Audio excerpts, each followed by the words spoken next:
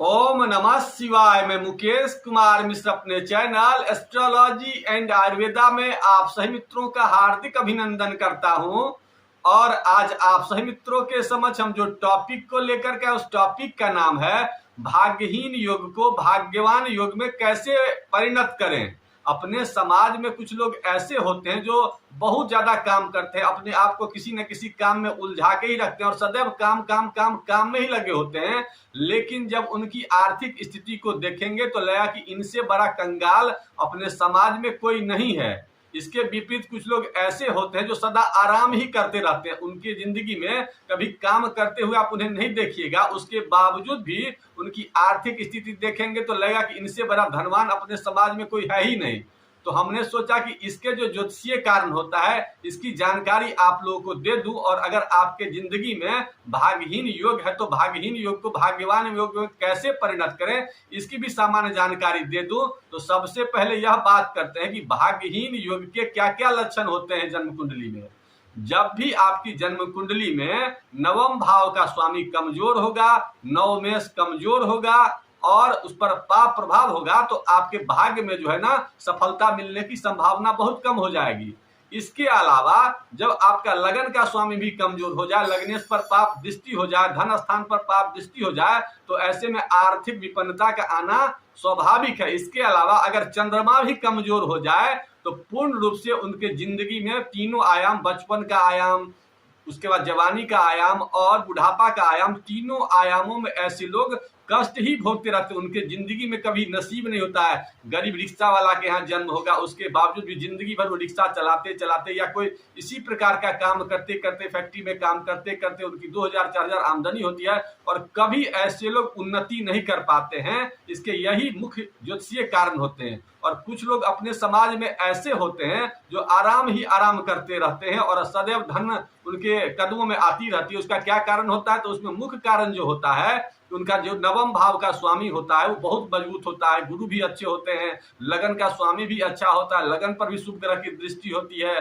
चंद्रमा भी अच्छे होते हैं। तो इन सब कारणों से उनके जिंदगी में आराम ही आराम मिलता रहता है, धन भी आता रहता है और जिंदगी की जितनी भी ऐश्वर्य की चीजें हैं वो सब भी आती रहती है। तो अब हम यह चर्चा करते हैं कि ऐसा क्या किया जाए कि उनके जिंदगी में अगर भाग्यहीन योग है तो उसको भाग्यवान योग में परिणत किया जाए।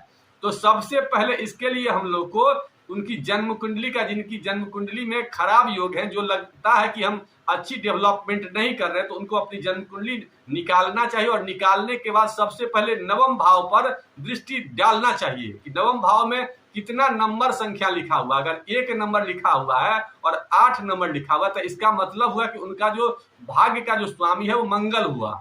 2 नंबर लिखा हुआ होगा अगर नवम भाव में, या 7 नंबर लिखा हुआ होगा तो उनका स्वामी ग्रह शुक्र होगा। अगर शुक्र को ऐसे लोग मजबूत करेंगे तो उनका भाग्य जो है ना बहुत अच्छा हो जाएगा। इसके अलावा 3 नंबर या 6 नंबर अगर वहां पर लिखा हुआ होगा तो उनका स्वामी ग्रह भाग्य को जगाने वाला बुध होगा। और 4 नंबर लिखा हुआ होगा अगर नवम घर में तो चंद्रमा होगा, 5 नंबर लिखा होगा सूर्य होगा और 9 नंबर या 12 नंबर लिखा हुआ होगा तो गुरु उनका भाग्य कारक ग्रह होगा, भाग्य गुरु के माध्यम से जाएगा। इसके अलावा 10 नंबर या 11 नंबर नवम घर में लिखा हुआ होगा तो उसका भाग्य कारक ग्रह शनि होगा।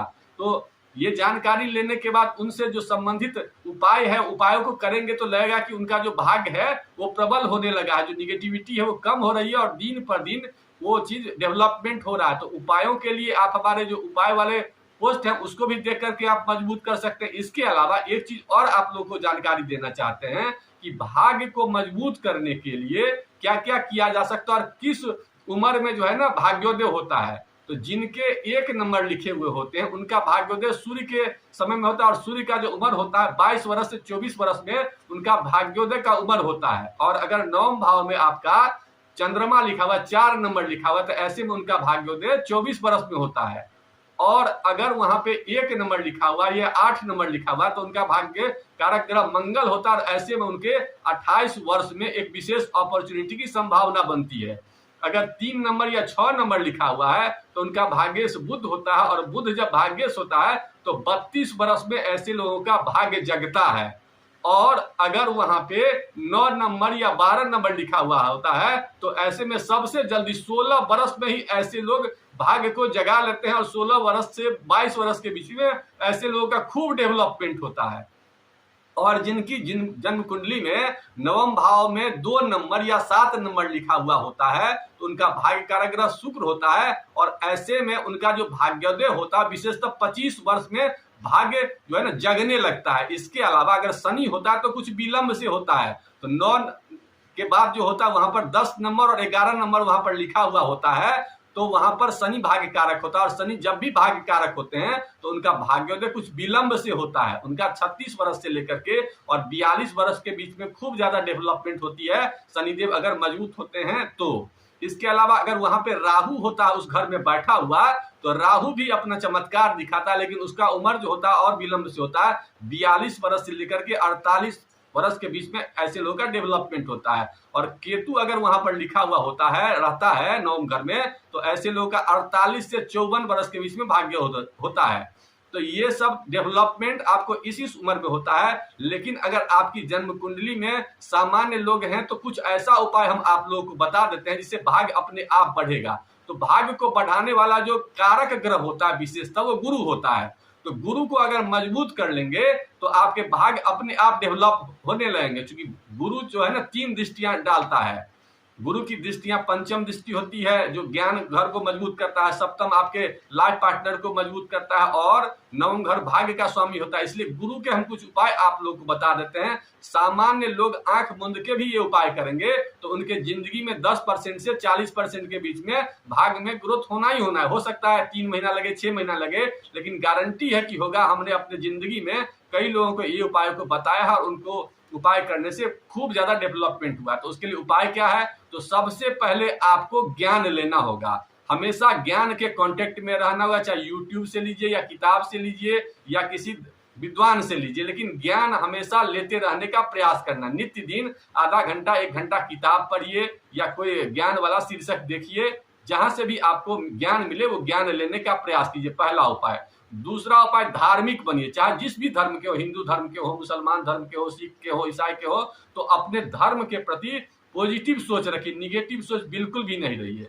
अगर कोई धार्मिक स्थल है तो धार्मिक स्थल पर जाइए और धार्मिक स्थल पर जाने के बाद वहां पर उसकी सेवा कीजिए। जो सफाई का कार्य होता है, जो भी आपके द्वारा संभव होता है, जैसे लोग गुरुद्वारा में जाते हैं तो चप्पल वगैरह का जो स्टॉल लगा था वहां पर सेवा देते हैं, बहुत लोग झाड़ू मारते हैं, या बहुत लोग मंदिर में जाते हैं तो वहां पर साफ सफाई का कार्य करते हैं, या साफ सफाई का वहां पर जो आदमी होता है उसे कुछ गिफ्ट कर देते हैं। जो भी आपकी सक्षमता है उस कार्य को कीजिए और किताब जरूर पढ़िए। और गुरु का संबंध आपके लीवर से भी होता है, तो लीवर को मजबूत करने वाला अपने शरीर में सामान को ज्यादा प्रयोग कीजिए, जैसे पपीता हुआ, मूली हुआ, अनार हुआ, हल्दी हुआ, इस सब की मात्रा को बढ़ाइए।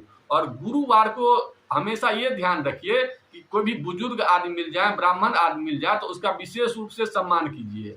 और ये सब उपाय आप जब भी करने लगेंगे तो आप महसूस करेंगे कि आपके जिंदगी में एक विशेष प्रकार का बदलाव आ गया है, और बदलाव आने से आप देखेंगे कि आपके मानसिक स्तर में विशेष प्रकार की वृद्धि हुई है। और साथ ही साथ ये ध्यान रखिए कि अपने भोजन में जल युक्त सामानों का प्रयोग ज्यादा कीजिए, क्योंकि विपन्नता का मुख्य कारण होता है कि आपके शरीर में जो है ना वाटर लेवल सही से सप्लाई नहीं होता। क्योंकि वाटर का जो प्लैनेट होता है, 3 प्लैनेट वाटर लेवल को विशेष रूप से देखते हैं, गुरु देखते हैं। क्योंकि कफ जब भी शरीर में आपका अच्छा हो जाएगा तो संपन्नता आने लगेगा। कफ को क्रिएट करने वाले 3 प्लैनेट होते हैं, गुरु, शुक्र और चंद्रमा। तो इसलिए इन तीनों के लिए जलीय युक्त सामान ज्यादा अपने भोजन में लिया कीजिए। तो ऐसा करेंगे तो आप महसूस करेंगे कि आपकी जिंदगी में बदलाव आ रहा है। और अगर आपकी कोई विशेष समस्या है तो कमेंट बॉक्स में आप लिखिए, मैं प्रयास करूंगा कुछ लोगों का 5 आदमी 7 आदमी का कुछ उपाय बता दूं, ऐसा जो पर्सनल कुंडली का वेरिफिकेशन। तो आप कमेंट बॉक्स में आप अपने डिटेल्स लिखिए, मैं कुछ लोगों का उपाय बताने की कोशिश करूंगा। अगर आपके मन में किसी प्रकार की कोई शंका हो, कोई विशेष मन में क्वेश्चन हो तो उसे कमेंट बॉक्स में लिखिए, मैं उसका जवाब देने की कोशिश करूंगा। इन्हीं बातों के साथ आज के एपिसोड को यहीं समाप्त करते हैं। आप लोगों ने वीडियो देखा इसके लिए बहुत बहुत धन्यवाद। पोस्ट अच्छा लगा तो लाइक भी करिए, अपने मित्रों में शेयर कीजिए। ओम नमः शिवाय।